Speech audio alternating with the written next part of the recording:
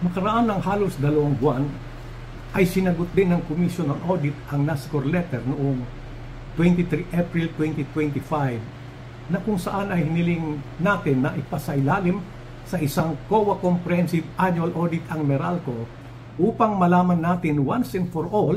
kung magkano ang tunay na sobrang paniningil ng Meralco nang maitama ang halaga ng refund sa mga customers nito.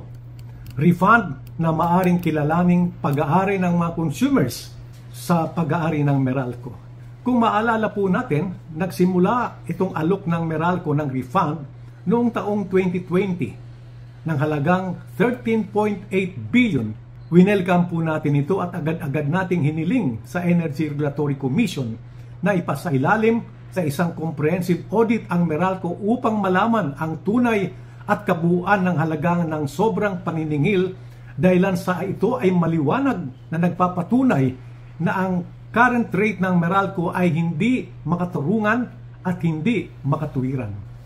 Sa kasamaang palad,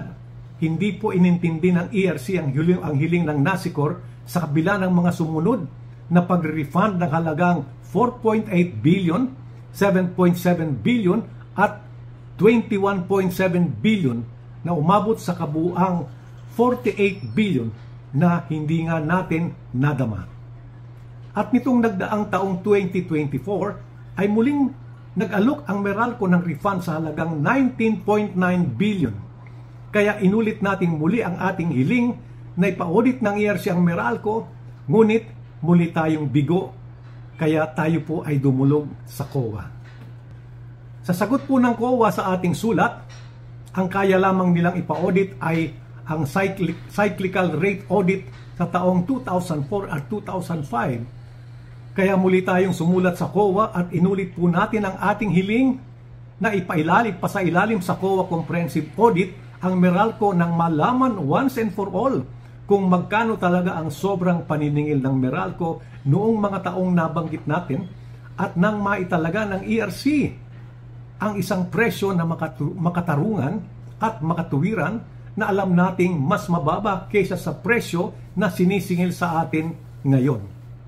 Napakalaki po ng gagampanan ng isang presyong mas mababa sapagkat ito ay malaking tulong sa pag-unlad ng ating ekonomiya na magdudulot ng mas magandang buhay sa 100 milyong Pilipino na nasa kategorya ng mahihirap. Napakahalaga po ng hinihiling nating audit upang malaman po natin ang kabuuan, ang tamang kabuuan ng sobrang paniningil ng Meralco na maaring kilalaning pag-aari ng mga consumers sa Meralco.